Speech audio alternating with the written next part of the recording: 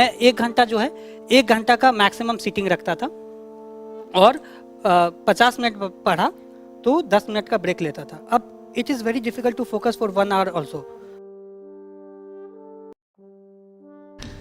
This is very common question. If you see my entire UPSC journey, on an average 7-8 hours से ज़्यादा नहीं हो पाया होगा.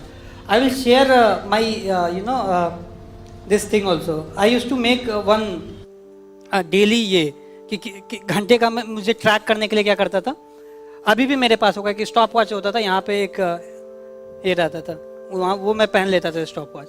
फिर मैं अपने चेयर पे बैठा उसको चालू कर दिया. फिर यहाँ से मैं ऐसे टाइम टेबल बना के रखा था, यहाँ पे डेट होता था, यहाँ पे 7 to 9 ऐसे ऐसे करके मैं ब्रेक किया हुआ था. मेरा टारगेट होता था 10 आवर्स पढ़ने का और फाइनली जब मैं इसको कैलकुलेट करता था वो 7 to 8 आवर्स निकलता था. और फिर जब यूपीएससी का प्रीलिम्स आया था 2019 में तो मैं अच्छा पढ़ रहा था. फिर क्या हुआ कि I am fan of GOT. फिर GOT के एपिसोड्स आ जाते थे, पूरा दिन उसी में चला जाता था, पूरा वो GOT का एपिसोड देखता था. क्यों? अगर मैं नहीं देखूंगा तो अगले दिन भी उसी के बारे में सोचूंगा. तो GOT का एपिसोड देखा, फिर उसको एनालाइज किया कि एपिसोड्स में क्या हो सकता था और सब वीडियोस देख लिया, पूरा दिन बर्बाद हो गया. सो ऑन एन एवरेज मेरा जो आवर्स है वो कम हुए. फिर एनालाइज हो कि नहीं अभी तो बाद में भी ये सब चीज़ हो जाएगा तो थोड़ा और पढ़ते हैं. तो ऑन एन एवरेज फिर 9 घंटे हो जाता था. मेरा जो रियल स्टडी होता था वो प्रीलिम्स और मेंस के बीच में बहुत अच्छे से होता था.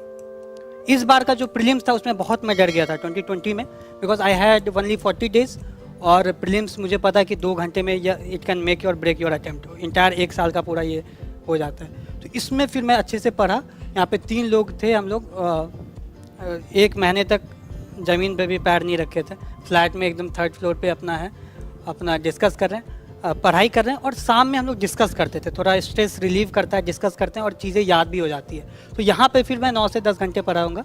और जब प्रीलिम्स और मेंस के बीच में ये बहुत आसान है. प्रीलिम्स और मेंस के बीच में आपको पढ़ाई ही करना है और कुछ नहीं करना है. तो जो भी आप और सब चीज़ कर रहे हैं उसको मैनेज कर दें. माई फ्रेंड टोल्ड मी, मैं उससे पूछता था कि भाई कितना घंटे पढ़ रहे हैं, मतलब कि भाई ये सब चीज़ हटा दे, ये हटा दे, ये हटा दे, बाकी तो पढ़ ही रहा हूँ. तो वैसे करके आप पढ़ाई करें. जनरली वो 10 घंटे आ जाता था, क्योंकि बीच में थोड़ा ब्रेक भी लेंगे. मैं 1 घंटा जो है 1 घंटा का मैक्सिमम सीटिंग रखता था और 50 मिनट पढ़ा तो 10 मिनट का ब्रेक लेता था. अब it is very difficult to focus for 1 hour also. तो यहाँ पे क्या होता था, 10 मिनट पढ़ेंगे, आपको दिमाग बोलेगा कि अरे ये चीज़ पढ़ना है या ये चीज़ करना है.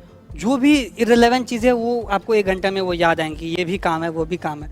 तो वहाँ पे बहुत आसान तरीका, माइंड को बोलिए अच्छा ठीक है हम 1 घंटा पढ़ेंगे और ये जो 10 मिनट मिलेगा एंड में आफ्टर 50 मिनट्स तब मैं इसके बारे में सोचूंगा. बहुत बार ऐसा होगा, many times it will happen कि जब आप 1 घंटा कंप्लीट करेंगे तो जो भी डिस्ट्रैक्शन थी वो आपको याद नहीं आएंगी. फिर फिर अगेन फिर आप 10 मिनट्स का ब्रेक ले, थोड़ा घूम फिर लें, फिर दूसरे घंटे के लिए 1 घंटे के लिए बैठ जाए. तो ऐसे ब्रेक करके पढ़ता था.